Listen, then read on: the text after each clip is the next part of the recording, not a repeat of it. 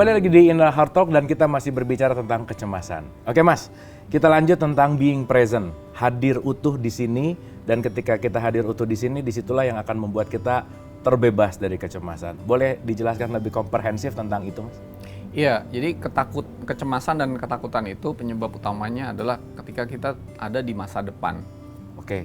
Jadi kita tuh baru di 2022 tapi pikiran kita udah di 2023. Skenario tuh bisa terjadi bisa enggak. Gitu kan. Tapi kita udah cemasnya itu di istilahnya kalau bahasa keuangan itu di present value ke hari ini.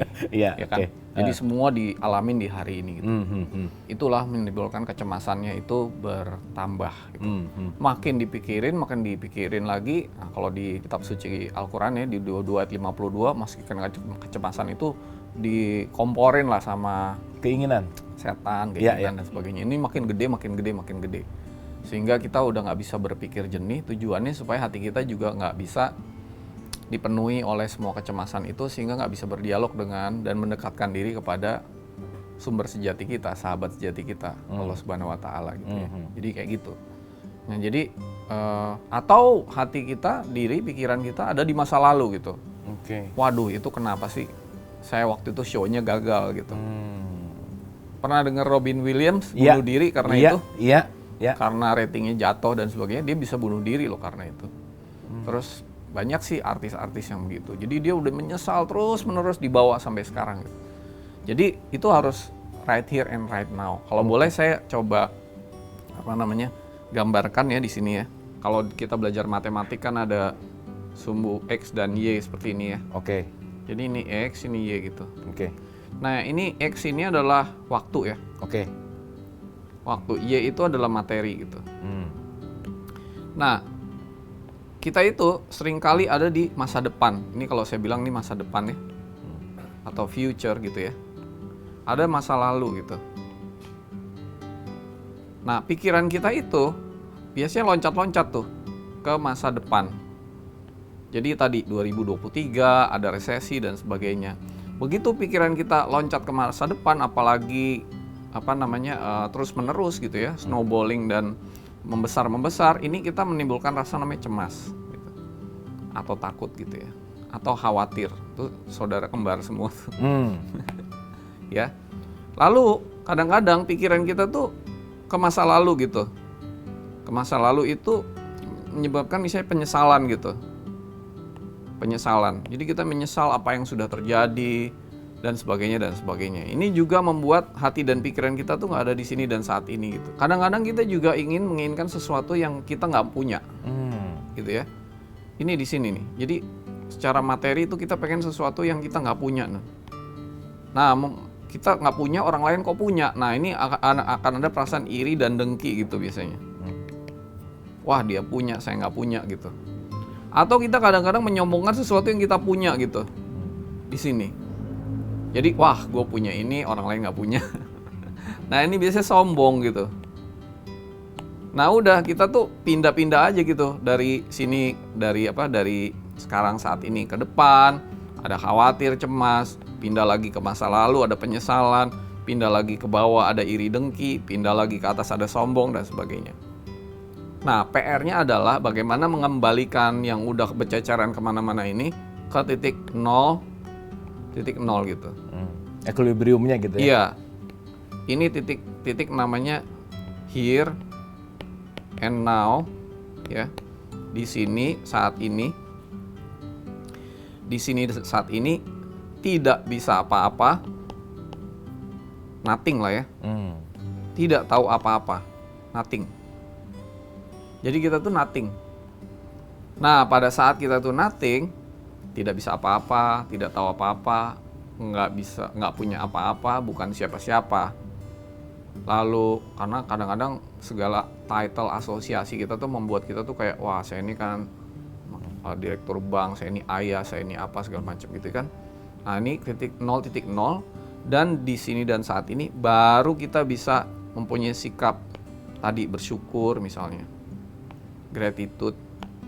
Lalu kita bisa lebih sabar, lebih acceptance, dan sebagainya. Kehilangan semua rasa ketakutan, iri, dengki, sombong adalah kuncinya mengembalikan kita di sini saat ini and nothing gitu. Oke. Nah itu tuh harus disadarin, wah saya lagi sombong ya, berarti saya lagi naik tuh ke atas. Nah gitu. Wah saya harus, udah ingat kasih sayang Allah bantu untuk menurunkan lagi ke bawah. Kalau saya ngeliat orang lain tuh kok kayak gitu ya, iri dengki, berarti saya ada di bawah tuh titiknya. Saya harus naik lagi ke atas 0.0. 0.0 hanya pada saat 0.0 itu kita bisa benar-benar tenang, damai, bahagia gitu. Di titik itu gitu. Oke. Jadi jangan terlalu pusingin 2023. Oke, ini Kenapa? Ya. Sorry. Karena pada saat kita pusingin 2023, justru kita tidak bisa merubah kecemasan dan ketakutan itu kekhawatiran itu menjadi sebuah persiapan. Oke. Karena Allah sudah berfirman di Al-Quran misalnya surat 65 ayat 2 dan 3, Allah akan memberi petunjuk ke arah yang tidak disangka-sangka. Oke. Dan petunjuk itu datangnya ke hati. Hati yang apa? Hati dan pikiran yang ada di 0.0. Clear mind and clear heart. Malah nggak bisa bersiap-siap. Buat orang-orang yang banyak bersiap-siap dan bisa tenang menghadapi itu 0.0, maka dia akan tidak hanya bisa berpikir jernih, tapi juga bisa mendapat petunjuk apa yang harus dilakukan. Oke. Kang Abu tahu nggak, dulu selama COVID ini banyak orang yang jauh lebih kaya. Banyak orang kaya yang jauh lebih kaya. Dan tidak menutup kemungkinan tahun depan meskipun misalnya resesi akan banyak kesempatan-kesempatan yang bisa diraih, misalnya secara ekonomi ya. Oke. Dulu saya pernah kerja di investment banking, bos saya selalu bilang, we make money during the good time and make even more money during the bad times. Oke. Jadi more-nya malah di bad time. Di bad times, karena begitu bad times itu banyak sekali kesempatan. Oke. Hanya untuk orang-orang yang bisa berpikir jernih, mempersiapkan, berhati tenang di titik 0.0 itu. Oke. Berarti di titik 0.0 itu kita akan bisa melihat peluang dari orang yang mungkin nggak bisa ngelihat ketika ada kesibukan gitu ya. Iya. Nah, ada yang menarik Mas Sony antara bagaimana kita tidak cemas, bagaimana kita flowing, dan bagaimana kita mempersiapkan. Kan nggak mungkin juga saya nggak cemas tapi nggak ngapa-ngapain gitu ya. Nah, batasan antara saya bisa melihat peluang dengan 0.0 dan saya harus lakukan juga untuk preparing, persiapan, itu gapnya gimana tuh Mas Sony? Itu tadi, semua petunjuk itu, jalan keluar itu bukan yang kita pikirin, tapi apa yang di hati gitu. Oke. Nah, Oke. dan itu akan banyak inspirasi-inspirasi gitu.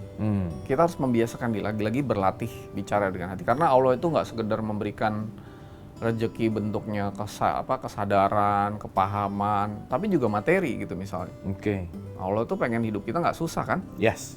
Tuh, zaman orang lain banyak susah, kalau kita ngikutin Allah pasti harusnya kita nggak susah gitu. Jadi artinya ya mungkin susah tapi nggak susah seperti kebanyakan misalnya kan. Jadi harus selalu ada jalan keluar gitu. Kalau ada banyak orang bilangnya kan di balik kesulitan ada kemudahan. Yeah. Sebenarnya kan kata-kata yang benernya kan Bersama gitu ya. kesulitan ada kemudahan. Di situ kalimatnya bukan ba'da gitu ya, bukan after atau sesudah Bukan, gitu ya, tapi bersama. Bersama satu paket antara kesulitan dan kemudahan itu satu paket gitu. Kenapa orang yang kesulitan bisa mendapat jalan keluar dan kemudahan? Karena jalan keluar itu diberikan di hati. Oke. Kalau hatinya itu tertekan karena otaknya terlalu banyak berpikir, overthinking, dan menekan hatinya, gimana mau dapat jalan keluar gitu. Oke. Dan jalan keluar masalah orang kan tiap orang beda-beda. Kalau nanti ke satu orang bilang jalan keluarnya ini, semua orang sama, nggak mungkin.